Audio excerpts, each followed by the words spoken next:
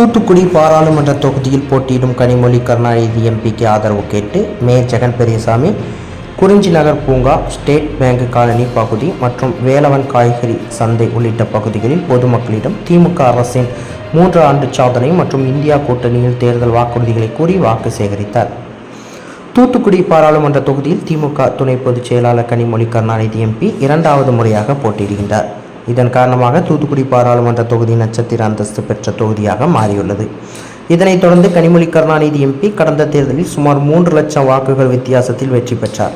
இந்த நிலையில் இந்த பாராளுமன்ற தேர்தலில் கனிமொழி எம்பியை சுமார் 5 லட்சம் வாக்குகள் வித்தியாசத்தில் வெற்றி பெற வைக்க திமுக பொதுக்குழு உறுப்பினரும் தூத்துக்குடி மாநகராட்சி மேயருமான ஜெகன் பெரியசாமி தீவிரமாக தேர்தல் பணியில் ஈடுபட்டு வருகின்றார். மாநகரின் பல்வேறு பகுதிகளில் பிரச்சாரத்தை தீவிரப்படுத்தி பொதுமக்களிடம் அவர் வாக்கு சேகரிப்பில் ஈடுபட்டு வருகின்றார்.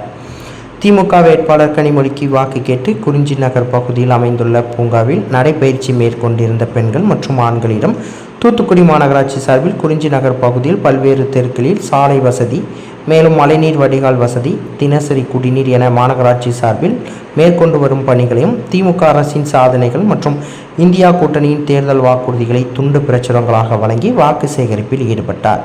இதனை போன்று தூத்துக்குடி ஸ்டேட் பேங்க் காலனியில் உள்ள ஒரு டீ கடையில் டீ குடிக்க வந்தவர்களிடம் வாக்கு சேகரிப்பில் ஈடுபட்டதுடன் வேலவன் காய்கறி சந்தையில் காய்கறி வாங்க வந்த பொதுமக்களிடமும் வாக்கு சேகரிப்பில் ஈடுபட்டார். அப்பொழுது அவருடன் திமுக நிர்வாகிகள் மற்றும் தொண்டர்களும் சேர்ந்து வாக்கு சேகரிப்பில் ஈடுபட்டனர். அவருடன் சுகாதார குழு தலைவர் எஸ். சுரேஷ்குமார், பணிக்குழு தலைவர் கீதா முருகேசன், பொதுக்குழு உறுப்பினர் CS ராஜா, மாமன்ற உறுப்பினர் ரங்கசாமி, முன்னாள் மாமன்ற உறுப்பினர் ரவீந்திரன், இளைஞர் அணி முத்துத்துறை உள்ளிட்ட ஏராளமான திமுகவினர் கலந்து கொண்டனர்.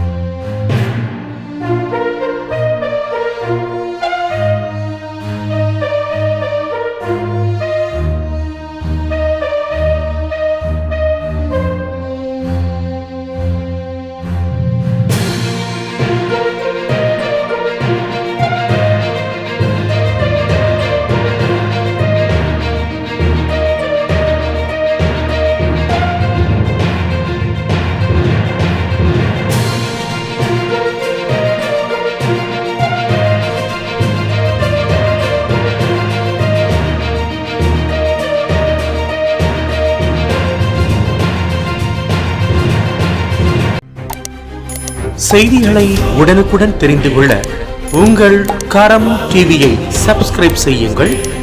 அதோடு பெல் பட்டனையும் கிளிக் செய்யுங்கள்.